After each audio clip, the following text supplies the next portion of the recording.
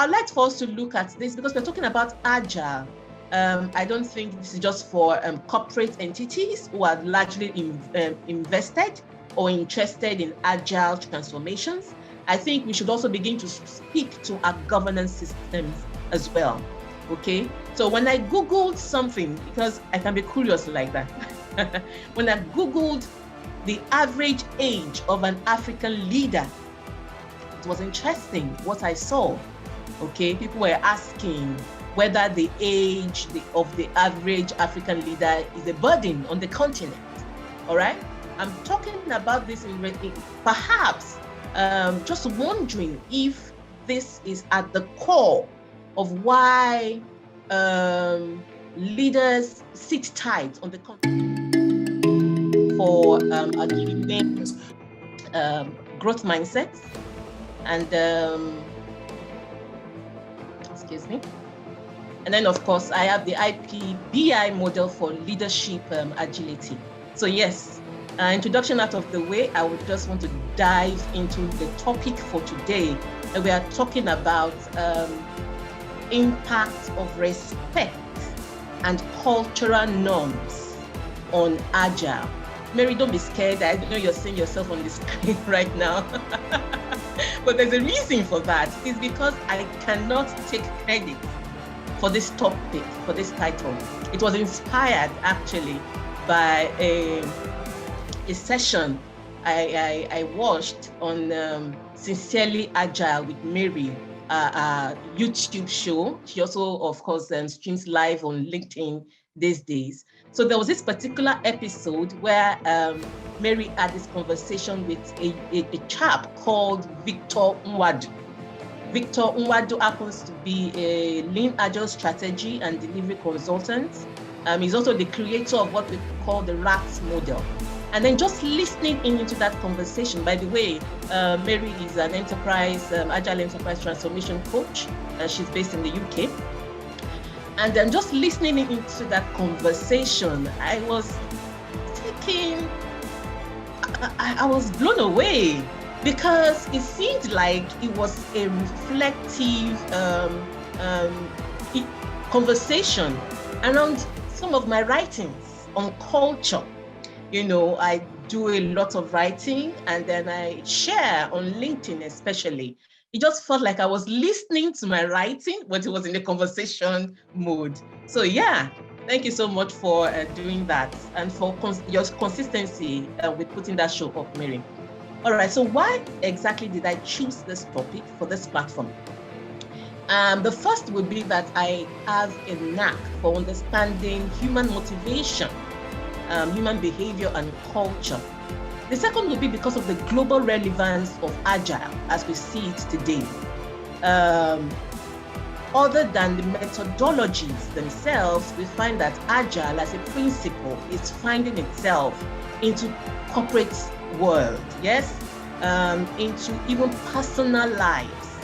Another reason is because I absolutely am keen on ensuring that people understand that national cultures actually have impact on Agile principles, okay? And it's important for us to understand what those factors are, what the impediments are, if I dare call them that.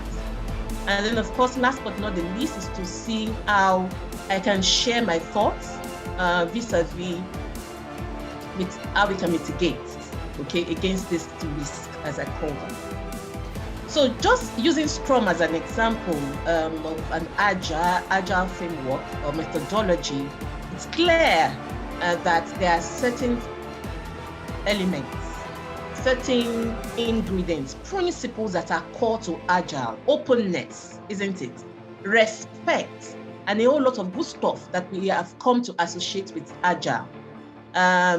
Whether it's Scrum or Kanban or any other methodology, we all agree that really today, Agile has come to represent responsiveness, efficiency, customer centricity, adaptability, innovation, collaboration, and every other good stuff that we know.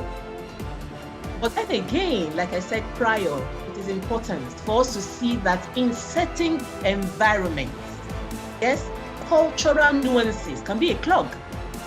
It can be a clog in the wheel of agile progress. That's the way I'm putting it. Cultural nuances can be a clog in the wheel of agile process or progress. All right?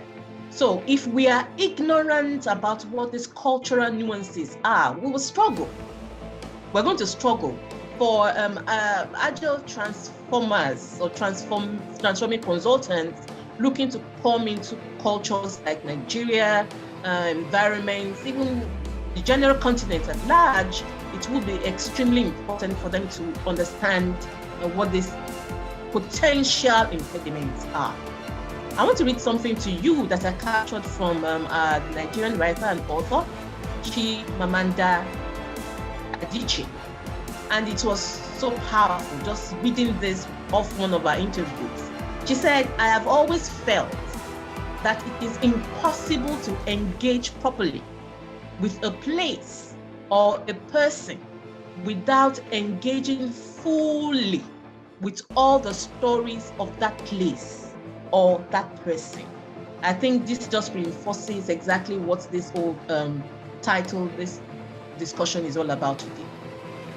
Beyond just the African continent, we can tell that, yeah, there are issues, cultural issues across the globe, whether you're looking at India that has an issue of religion and caste system, whether it's the Middle East and Africa where religion and ethnicity is a big deal, whether it is China, where there's urban versus rural divisions, Western educated dominance and all of that, especially in leadership.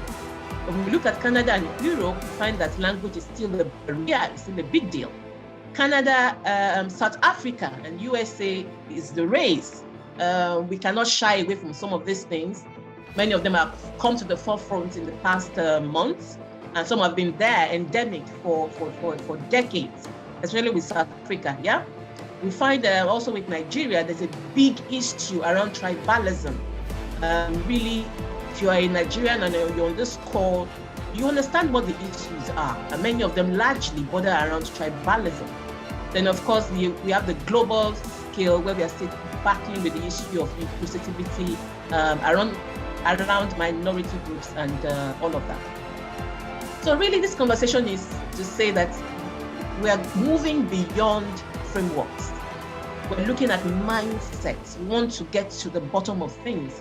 We want to understand what are the factors, potential factors that can get in the way of agile transformations. All right? So we love all the methodologies, we love all the frameworks, but yes, beyond that is a mindset of those who are going to be the core teams, who are going to be stakeholders, who are part and parcel of our particular focus vis-a-vis transformation efforts. So the thing about culture is that it is endemic, it is far-reaching, and it cannot be ignored. We ignore culture to our own detriment, really is what it is. We ignore culture to our detriment. I love this illustration that Erin Meyer did just to illustrate how diverse culture can be. And when you move from one country to another, you see that you are moving from one culture shock situation to another, okay? And she did this amazing work around what does it mean to communicate within cultures, across cultures. What does it mean to evaluate performance, for example? What does it look like to persuade within a context, a cultural context? She delved into the idea of leadership, decision-making, trust. What does it look like when people disagree within cultures? She looked at Germany, she looked at Singapore, Malaysia, Indonesia, Philippines, and Vietnam. All right?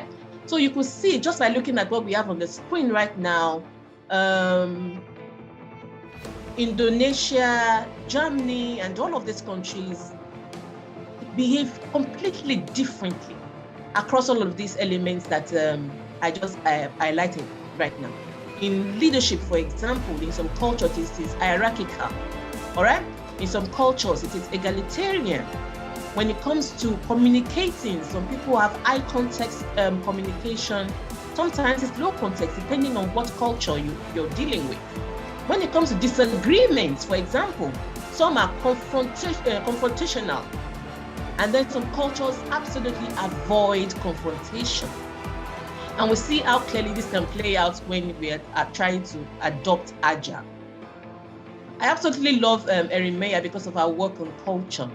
And some time ago, I put this up in my post, my LinkedIn page, because I just really could understand what it was she was trying to share in this particular piece. And I'll just take a second to read it out to you.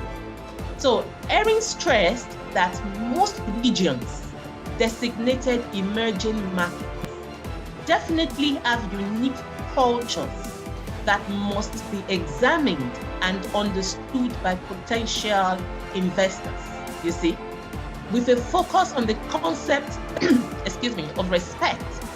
She said, but attitude towards authority is one of the most striking points of difference across cultures. In Nigeria, a child learns to kneel or even lie down as a sign of respect when an leader enters the room. In Sweden, a student calls her teachers by their first names, you see, and without implying any disrespect, feels free to contradict them in front of her classmates, you see. Unsurprisingly, the management approach that works in Lagos will not get the best result in talking. I think that is just so amazing. Just the way she captured the reality of cultures across countries. What you see on the screen right now is the vivid representation, illustration of what Erin was implying vis-a-vis the respect and cultural norms in Nigeria. The picture you see on the screen right now is the photo of the second lady of Nigeria, Dolapo Osinbajo. And then she's, she's greeting the very first, the Federal Republic of Nigeria had a military leader several years ago called General Yakubu Gowon. So you see her, she's almost on the ground with her two knees, what I'm trying to say. And we love her culture, all right? We express respect like that. It's just amazing to see. The person standing beside her right there is her husband and the second man, the vice president, Professor Osinbajo. So clearly there's a culture of respect in Nigeria. No missing words about that. I want to say, however, that there might be exceptions in certain cultures.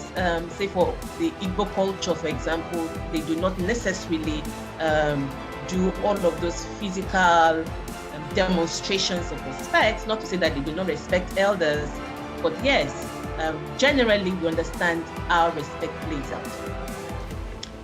The lady you see on the screen right now is Soma Aku. Soma Aku is a YouTuber. She's an influencer on the YouTube space. And then she shared a story recently that I really found fascinating. So Soma said, when my family first relocated to Benin, she's Igbo, yes, I was shocked to observe how our neighbors' children would often kneel to give their father water to drink. But that's not all. She said they would remain in that posture until their father was done with drinking the water. It was completely new to me. I had never seen that before in my life. When someone put out this post, what was fascinating to me was one of the responses listeners put on the platform. The person said, Summer, you are exactly right. Just because a person is your elder, okay, so just to backtrack, someone was trying to explain that the respect culture could actually be detrimental sometimes. So this person said, Summer, you are exactly right. Just because a person is your elder does not mean that they cannot be wrong. And in some cultures, you cannot even question an elder. Whatever they say to you, you have to accept it, and that is not right. I think that really is so powerful. And if you are Nigerian, again, you can almost identify with this. Indeed, I want to believe that even other African countries have this culture. I was on a call some time ago and I was hinting about this particular topic, and somebody had, requested to speak, and she was talking about the same culture in their culture, and she's Indian. You see. So I'd like for us to look at this because we're talking about Agile. I don't think this is just for corporate entities who are largely invested or interested in Agile transformations. I think we should also begin to speak to our governance systems as well. Okay, so when I Googled something, because I can be curious like that, when I Googled the average age of an African leader, it was interesting what I saw. Okay, people were asking whether the age of the average African leader is a burden on the continent. All right, I'm talking about this in perhaps just wondering if this is at the core of why leaders sit tight on the continent, why they believe that they have superior wisdom. Would it be that fundamental cultural norm that says an elder knows better? An older person knows better. Would that really be at the core of our belief systems as to why we have older persons in power and they feel really deeply entitled to rulership? Yes, I did a quick study, and what you see right now was as baffling to me when I did see it. We see here the average age of the African leaders, 10 nations actually. This is about Tunisia, we have Guinea, we have Sao Tome, we have Algeria, we have Cameroon, and we have Malawi, we have Namibia, we have Ivory Coast, we have Equatorial Guinea, and then we have Zimbabwe. And guess what? Across these leaders, we have 79 years old, 91 years old, 80 years old.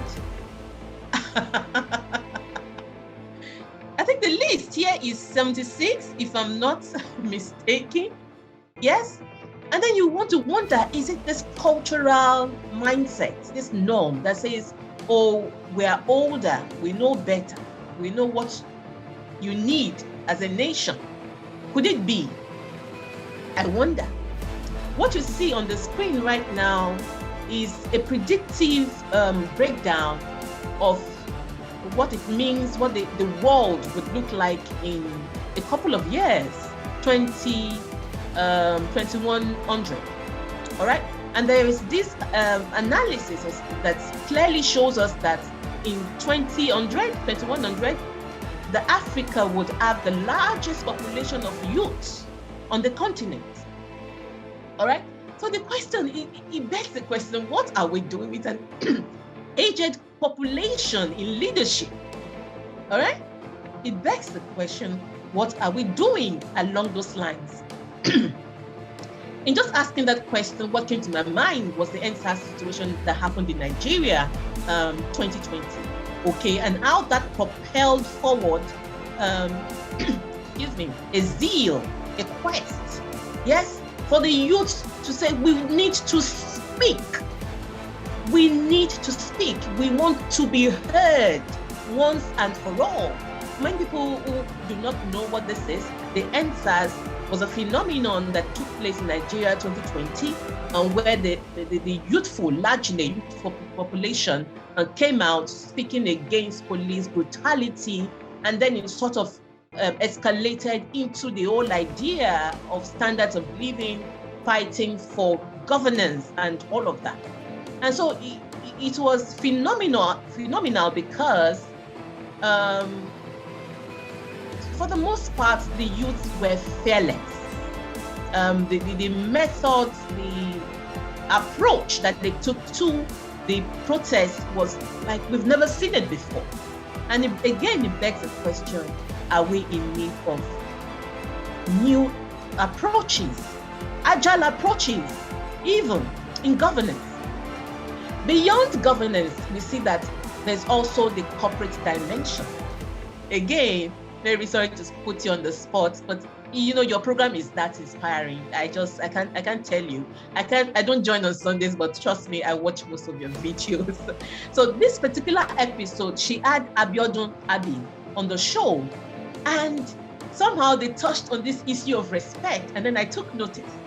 And so Abi, being in the front lines, agile transformation project and all that, interfacing with corporate bodies, and then the issue is still the same. Because corporate bodies cannot function outside the country, they are still a part and parcel of the culture. And then she said something on the show. She said something that she encountered in one of our engagements, but somebody who said, "She omo age me," in Yoruba. Okay, in English that means, "Do you know my age?" So clearly, we see that pervasive concept that respect is to be, it's not earned, really, it is demanded, as it were, in many African states, I dare say. All right, but I speak for Nigeria because I reside in Nigeria. I hope you understand that, okay? So, but the thing is, inclusion is actually at the heart of Agile. You can't say that because of age, this person doesn't know as much, they can't contribute. No, that is not Agile. Yes, every contribution is important within an Agile context. You see, very interesting, this body of work that is being done by Psychological Safety, a leading factor. They did this elaborate study that they have on psychological safety, talking about the 4 stages. And the very first is being inclusive. And that is where it starts. At the heart of Agile is inclusivity. All right? When we talk about just looking at what this looks like on a general scale, the cultural norms around respect is this: that older is wiser, that the elder must be respected. Keep quiet. You don't speak when an elder is speaking. Never say that an elder is lying. Never challenge an elder. And we see this even within our context, cultural, traditional context. Kings would sit on thrones, and then you have all these people sitting at their foot. Yes, at their feet. It's a picture we see from time to time within the Nigerian space. So the dominant corporate culture that I find in many conversations of corporate platforms is like, if you're feeling disrespected, deal with it. Grow a thicker skin is what people are saying. And that's hard. Rather than dealing with the issues and saying, okay, we want to change our way of work. We want to change the way we do work and we relate to one another.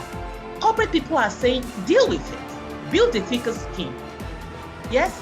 So what you see again on the screen is one conversation I captured on LinkedIn very recently. And you see this young employees, career people, they are already positioning themselves to deal with toxic environments. All right? They're already preparing their mindset to say, okay, we can't fight this anymore. All right? We feel disrespected, but we can't fight it anymore. Let's just deal with it. Let us grow a thicker skin. But really, is that the answer? Is that really what we want? This person said there is something to learn from a wicked boss, even if it is how not to lead. So you see the reworking. They're trying to see how they can cope with a bad leader. All right? I don't know if it's a good enough strategy. It really can help in terms of just your own mental health. all right? But in terms of building institutions that are agile, we see that this will not be sustainable, is what I'm trying to say here, all right? So they say, I'm very intentional about how not to be a toxic person because I've experienced such. That's good. If it is a character change that needs to happen or building mental stability or emotional toughness, you would be glad you did learn. So you see the conversation going on that, yeah, just use the situation to build your mental strength. If that is sustainable, I do not know. What you see on the screen is quite powerful. It's quite powerful. I never knew that this even existed until I saw it with an article with training industry. Excuse me. They did an analysis on the impact of disrespect in a workplace. Unbelievable. And I've always believed that leadership is big deal, especially in agile environments. It's big deal for people looking to transition from traditional modes of leadership to agile kind of leadership in terms of principles. They really have their work cut out for them. So looking at this, impact of disrespect, decreased performance, intentionally decreasing the quality of work. I mean, why do I need to push myself? Okay, look at that. Lost time avoiding the offender. I'm just picking them at random. Can you imagine? All of the efforts that really should be put into productive work, people are now utilizing, okay, to either circumvent the environment, get even with the organization.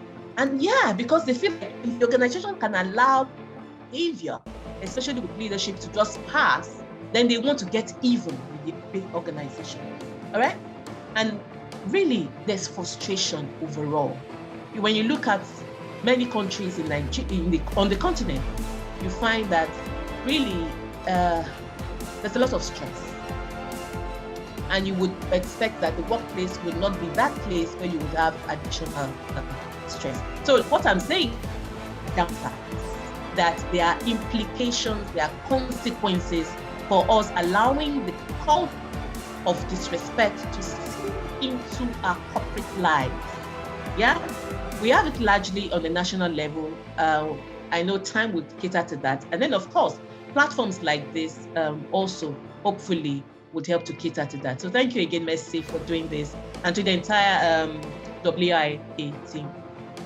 All right, but what exactly do we really want? What do we really want? I see that it is important for leaders to understand the dynamics around respect. You know, we look at the big things. Usually business leaders, they look at the big focus figure. They look at the figures, bottom line, and all of that. But yes, these are little things that we absolutely have to cater to.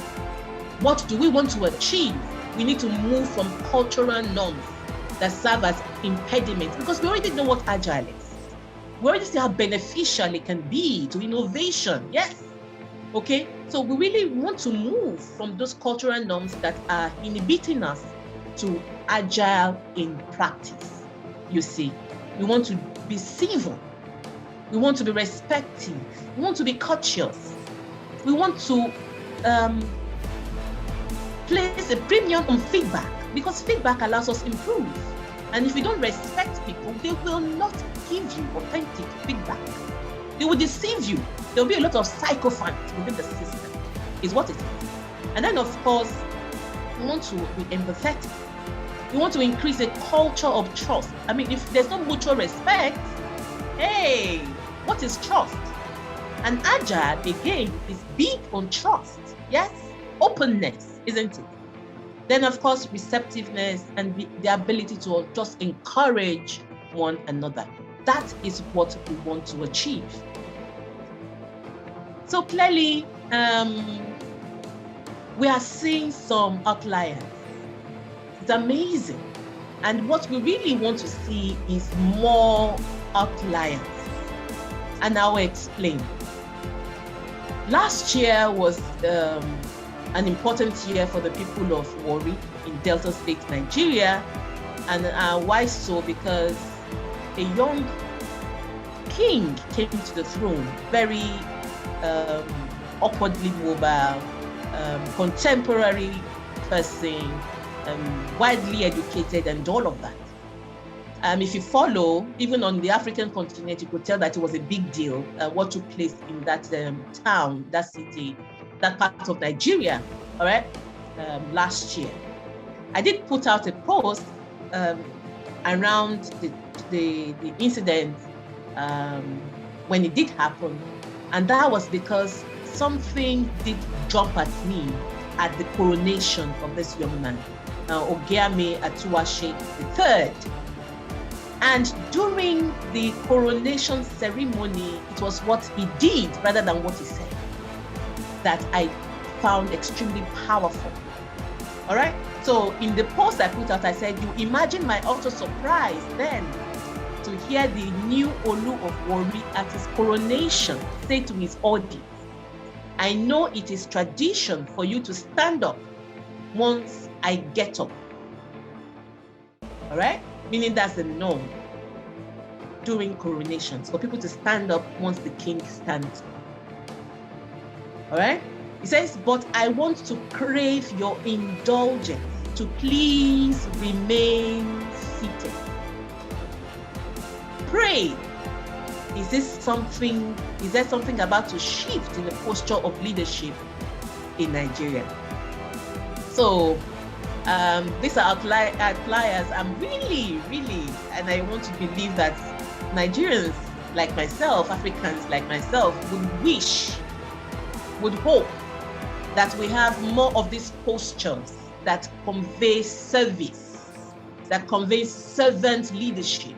All right? More of these postures would be endemic within the continent, where leaders don't see themselves as rulers, where it's okay for them to stand wherever that person is sitting. See my point? All right? Because we see that cultural norms and postures are mindsets, and you can't be within a culture and say because you have come into a corporate environment, you will suddenly become a changed person. No. Except the culture within the organization is strong enough, it will not overcome or supersede the existing cultures within individuals who have made their way into that organization. You see my point? All right. So much to talk about. I will just throw in something about collaboration and then just wrap this all up. Collaboration is also a big deal within Agile. And the question that sadly you hear a lot of times when you are moving around Nigeria, for example, I don't know how it is in other cultures within the continent, you will hear questions like, where are you from? You strike a conversation with somebody and in 5 minutes or less, they're asking you, in fact, 5 minutes, no, 30 seconds, they're asking you, where are you from? That question is from a place of, can I find some level of association? Can I find that leverage in terms of where you're from, your state, Borno State, Enugu State? They want to immediately leverage on that association from your place of origin. And sometimes, many times really, it is really with an ulterior motive.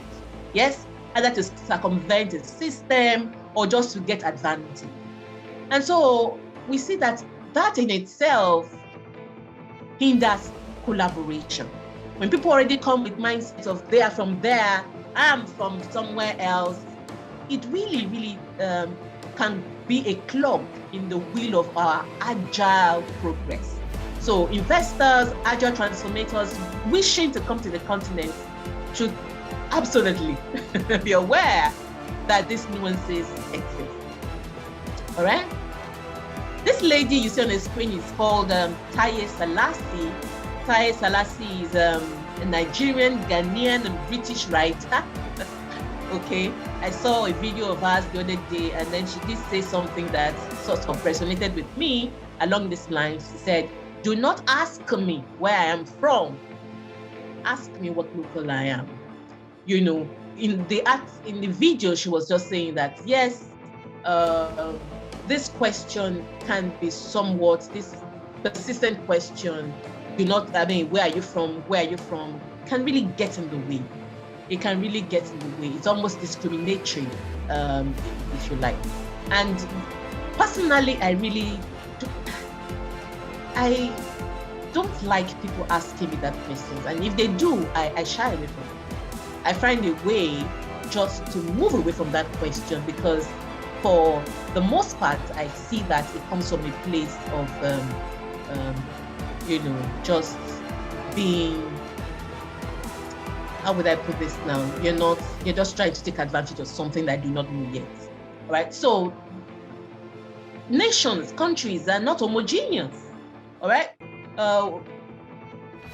Is the USA, even UK, France, Russia, China, Nigeria, we see multi, ethnic situation going across the world, You see, some of these nations have found a way to navigate and then just find a way forward. And many still struggle, even the US is struggling. The Black Lives Matter and the flood situation stuff pushed that forward last year. All right. So Nigeria's situation is quite peculiar. Over 1,200 ethnic groups within the same geographical location. So that in itself is a recipe for disagreement. Already is a recipe for disunity. And so when you're looking at a leader that would come in to make sense of governance, it would have to be that person who is not tribalized. Yes, it would absolutely have to be that person who can connect people across board. All right. So an interesting story I saw a consultant share a while ago. He said, some years back, I was privileged to serve during my NYSC in Kaduna. If you're not Nigerian, an NYSC program is a national program for graduates of all universities within the country. So this person said, I say privileged because Kaduna is such a beautiful place with beautiful people. Honestly, I can boldly say I met the kindest people I'd ever met in my life. I was part of a youth group called Youth with a Purpose, and in Kaduna, I can say I found a family. It pains me, it touches me, and to see that can not be a story. That is really a story you hear in modern day Nigeria. You would think that things would be moving in the right direction.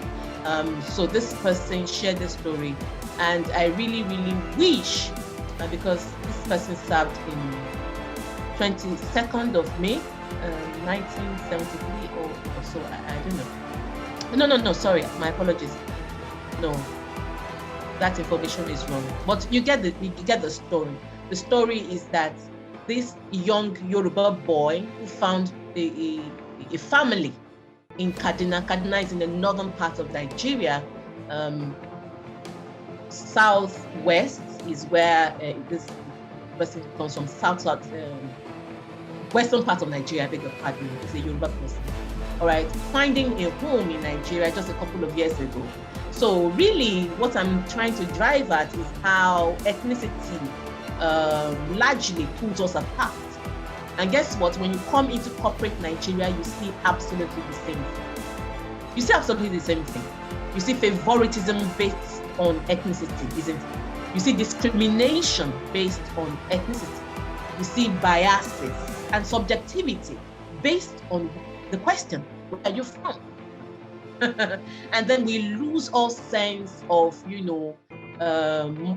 just getting credit for work done based on merit. You see, the ethnicity thing comes as a clog. So we need to be aware, if you're an agile consultant looking into corporate Nigeria, working with teams and all of that, just so you know that it really exists. Thankfully, we find that some organizations are finding a way to navigate around it, but I'm sorry, it is still a subconscious thing that is ongoing. And we need to really consciously move away from that, because there are consequences. Like I always say, there are consequences from not us adopting new ways of working, new ways of being in a world that is extremely disruptive. Yes, it affects everything. It affects how we work, the services that we deliver, the products that we push out. It affects everything. Mindset. All right. So, what exactly do we want? We want to move away from the nuances of culture. We want to move into Agile. What does that look like? We want to move into ways of improving the quality of decision making because we have harvested the collective intelligence, okay, from the diversity of the individual members of our teams. Okay, we do not want for bias to take over, as it were. All right. Something that I saw on inclusion, a definition I saw on inclusion, DI, in particular, a while ago, this person said diversity is being invited to a party. Inclusion is being invited to dance. You see? So there's a huge difference there, and it's inclusion we're looking at. Okay, not just on the surface. Okay, we have Yorubas, Hausa, and all of that in our organization. We are well distributed. Beyond that, what are the other benefits that we can glean? All right. So we want engagement. We want to foster team efforts. And then how does this happen? By rewarding teamwork. All right. I know that for HR people who will hear this or who are on this call, they will need to begin to okay, so how can we really do that? But yes, you reward, and then you get a repetition of what it is that you reward, isn't it? I know that people need to find systems around that. So yes, how do we navigate collaboration issues? Definitely leaders have to begin to model what is good. And then we need to understand that different is good. All the things that we see that divide us, they hinder collaboration, isn't it? And then the competition moves ahead, and you're wondering what it is that is going on within this particular business. But the competition has been able to remove all of the impediments, all right, that comes with not being able to collaborate and, come into agreement and make decision-making a collective effort, you see? So we need to establish communication guidelines along these lines. We need to establish how to sort out conflicts within our teams, our organizations, and then we need to foster authentic connections. Agile will struggle in certain cultures if you do not absolutely understand these dimensions, cultural dimensions that are on the ground within organizations that they look to implement Agile or just drive the whole Agile agenda. And last but not the least, again, you need to reward collaboration.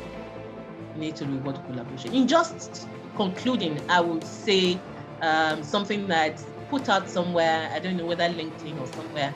I said, even organizations who are succeeding in the marketplace have little idea how exponential their growth can really be, if only they care to focus on removing national, cultural impediments within their organizations.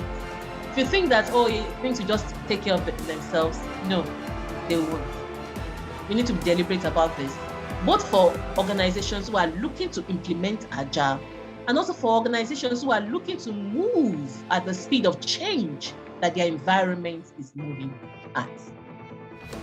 I would want to just thank you for listening. I hope this did resonate in some way or form.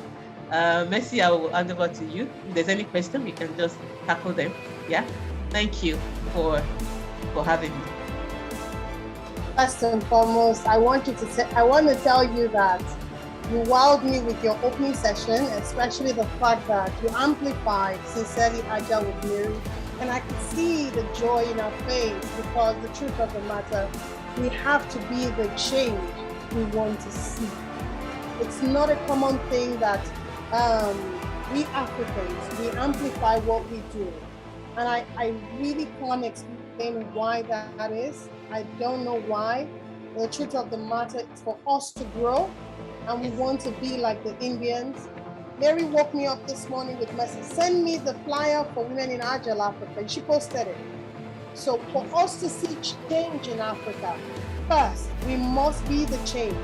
And the only way to be the change is to adopt the Agile mindset, which is continuous growth.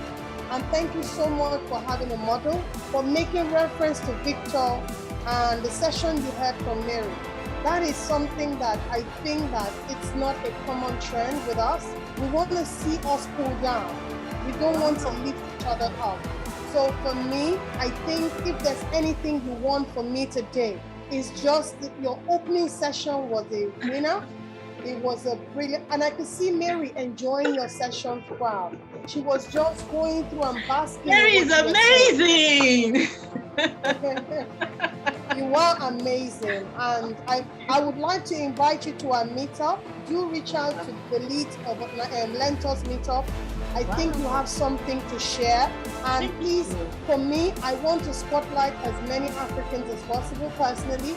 And the essence of this conference is for the world to know the abundance of talent that we have, that we are not showcasing and just going with the wrong mindset. We say we are agile.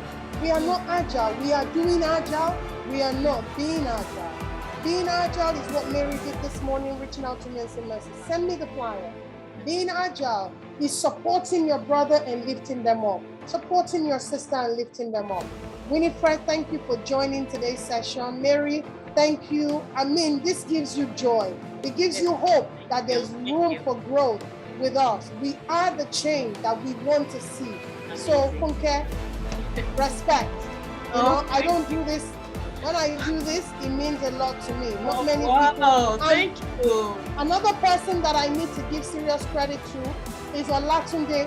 He has been in every session. From beginning, he has been in every session. I don't think it's convenient, but he made a duty to be attended. See, for you to attend other people's session, you have a growth mindset. And that's why we came up with the mentor agile framework to explain agility. You must have an agile framework. The G there is a growth mindset. The A is agility. The L is continuous learning, never stop learning, you know? The I is for impact. What you have done today, Funke, you have impacted me, you have impacted Mary. Mary has come to know you. And that is something that is powerful. And today, you have our invitation for Lentos Meetup. Please come and share your expertise with our community. Thank you so much. Winifred, thank you so much for joining. Do we have any question for her? And thank you for touching something that is core for me, which is called diversity, equity, and inclusion. Yes. What we have done here is diversity. Yes. We had someone from Cameroon. It's all about diversity. Africa is a continent. Amazing. Portuguese, French is not just showcasing the same people. I've come to know you. So thank you for sharing. Thank you so much, Mercy. I really appreciate you. It's amazing what you've done, just leading up to this event. And I've been watching like, how are they doing this? Oh, thank you so much. Your energy, just unbelievable. Thank you. Well done. Thank you. Can you hear me? I do. Yes, we can hear you, Mary. Well done, Funke. That was a fantastic presentation. You know me and you, we are like this. Mercy, well done to all that you have been doing. I really appreciate you. I love your energy. And I like this woman that has showed up here, Winifred. Winifred and I I love her. We shared a room back in the day, about 30-something years ago in the university. No way! First class brain. She's an engineer. Okay? Pleasure. Let me tell you what she said that I will never ever forget. We slept in the same room with bunk beds, right? She was an engineering student. And we will be sleeping. Winifred will be studying. And one day I said, don't you sleep? Do you know what this woman said to me? Sleeping is an unnecessary luxury. What? That statement has never left my head. Winifred Idada, she was called Winifred Idada at the time. She said, Sleeping is an unnecessary luxury. Are you surprised she made first class? Oh, no. So we have first class brains in Nigeria, in Africa. Look at the presentation Funke has just dazzled us with. And there are so many Funkes in Nigeria. There are so many Winifreds in Nigeria. There are so many Messi George-Igbafe in Nigeria. And we need to come together as a formidable force. It's not convenient for me to be here, but I couldn't miss Funke's session. I just couldn't. Thank you. Just couldn't. So thank you to all the women here today. Let's continuously work together. Yes. Your success does not take away from my success. Yes. It does not. Yes. There's a proverb. I mean, I put out a post on LinkedIn today, and it was around African proverbs. And there's a Yoruba proverb that says, "Oju ọ̀run ó tó ẹyẹ fò." The skies are big enough for the birds to fly. And you won't hit me, I will not hit you. You will thrive, and I will thrive. So please, ladies, I don't want to take over this show. That's not the aim. Let us come together and work together and leverage the amazing competencies and experience and beauty that we bring to the table. I gotta go. Thank you. Thank you so much. Thank you so much for being here. I think I met you at DBT, right, Winifred? Didn't I meet you at DBT? Winifred? So. No? Okay. No. Okay. I know your name. Maybe it's on LinkedIn. Don't worry about it. Don't worry. Don't worry about it. If you were in there, you would know. What is DBT? Is that the electric behavioral therapy? Well, what is DBT? DBT is a training organization. Okay, no, definitely not. Mary, thank you. Nice to see you here. Sorry, I came too late. I hope the recording is It was recorded. Okay. And it was recorded. I'm going to reach out to you, Messi, because I'm coming to Africa. I'm coming to Nigeria. I'm coming to Nigeria. We're going to be having a Women in Technology International African Conference. Wow. So I want women in Agile to have a track. Fantastic. So I'm definitely going to reach out to the three of you, Funke, Mary, and Messi. It's only 5 o'clock. It's 5 a.m. Mary, please forget that statement I said about I will not forget it. Winifred, I hope it doesn't take away that I'm an HR person. I'm core HR. I have background in tech, but I do HR. I hope I can still come on. Absolutely. Just getting people together. We're looking at a conference in October. We're actually doing one in March, but it's in Zanzibar, in Tanzania. But we are going to be doing one in September, October. I want you people involved, so I will reach out to you. There's somebody on this call as well, Carol Aribi. Please take note of her name. That's another woman. She's an agilist too. Fantastic. Yes. And thank you, Carol. Carol, can you share your face? Can people? Carol is another Mary. Carol is another Mercy. Carol is another woman that I really love so much. So, Carol, thank you so much for what you do as well. Carol. Hi. I know that they are the drivers of it's gone off my brain. Mary, help me. The Agile community. Agile in Nigeria. So, and they have business agility conference that they are doing a lot. Well. They are doing a lot in Nigeria. So I want, and that is led by Adio Oshoba, and Tunde Kiwa and Shokoya. They are fantastic as well. So Winifred, do send me a direct message and I'll send you my WhatsApp number. I'm available for a chat. I think Carol is actually another person that you should consider as well. She's a seasoned agilist and she's in Nigeria.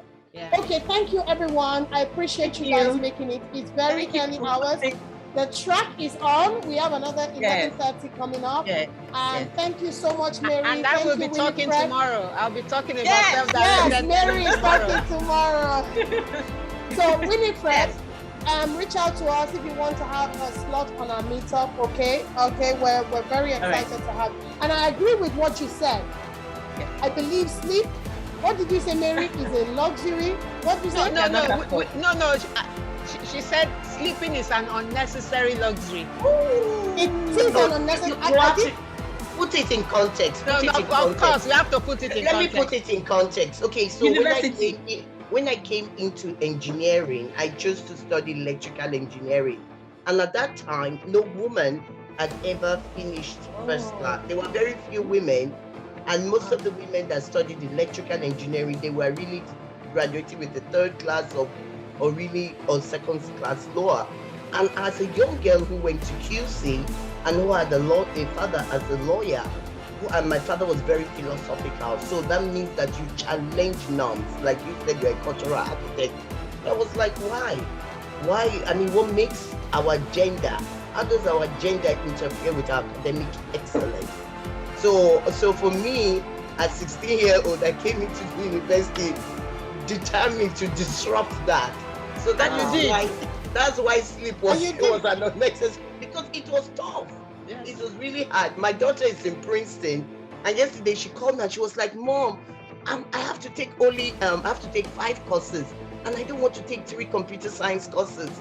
It will be too hard for me." And I thought, only 5 courses? You should have been in my class in engineering. It was tough. So that's why sleep was an unnecessary luxury. Now that I'm older, I'm looking for sleep. Mary, please forget that. Sleep will make me as beautiful as Mary. Sleep is necessary for my beauty regime. Nice. So I need sleep. No, Mary, forget that. I'm glad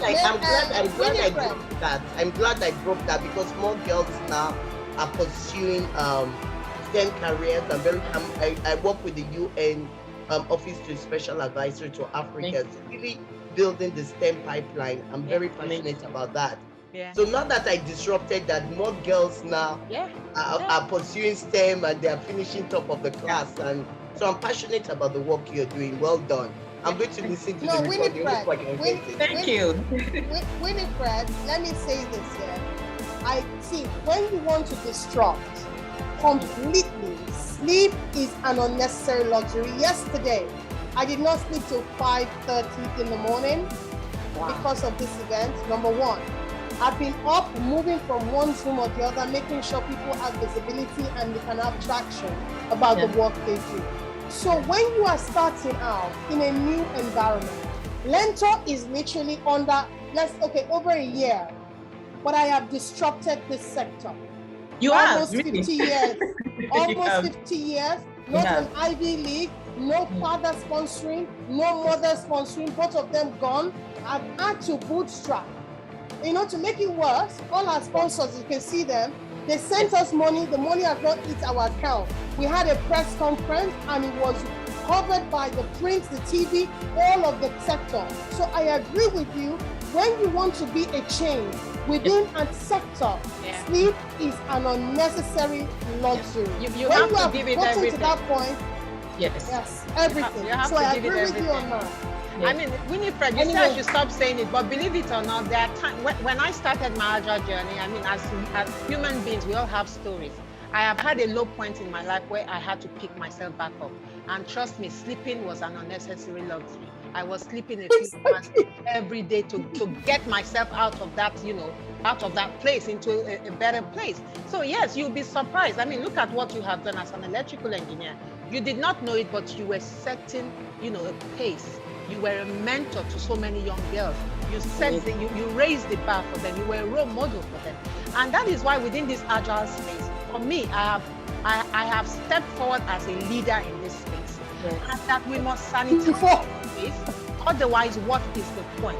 If we can't step forward and say this Agile space is unique in every sense of the word, then there's just no point. So we are setting the space. We are role models for the ones that are coming behind us. So we need to get it right.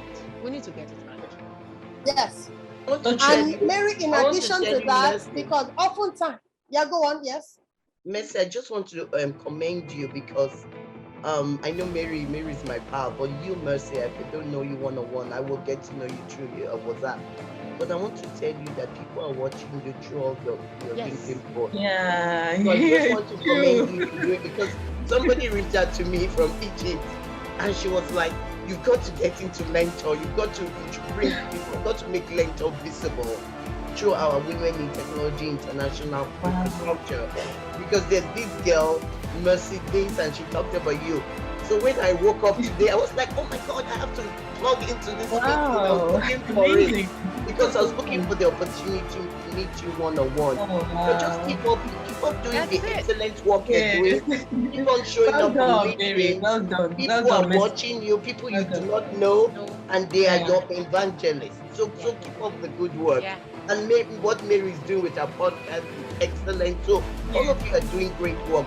And I would definitely talk to you one-on-one and in a group, because I'm in North Carolina here. So it's 5:11. So don't predict that sleep. Don't prophesy that sleep thing. But for our conference, I really would love you guys to be involved. I'm But going thank to you for let me letting know me how to speak. help as well. Let me know how we can help as a Absolutely. team here, because Lixie, don't try to reinvent the wheel. I have made the mistake. Let me help you with our lessons learned so that you don't make Nice. mistakes that we So made. nice. Absolutely, Thank you so much. absolutely. you. Thank you so much. Thank you, Thank everybody. you so Bye. much, Carol. Bye. Thank you, Fred. Bye, Mary. Mercy. Thank you. Olatunde, thank you. Happiness. Thank you, everybody. Thank you so Thank much. you. Thank you. Next, I'd like for us to look at this because we're talking about Agile. I don't think this is just for corporate entities who are largely invested or interested in Agile transformations. I think we should also begin to speak to our governance systems as well. Okay, so when I Googled something, because I can be curious like that, when I Googled the average age of an African leader, it was interesting what I saw. Okay, people were asking whether the age of the average African leader is a burden on the continent. All right, I'm talking about this in perhaps just wondering if this is at the core of why leaders sit tight on the continent.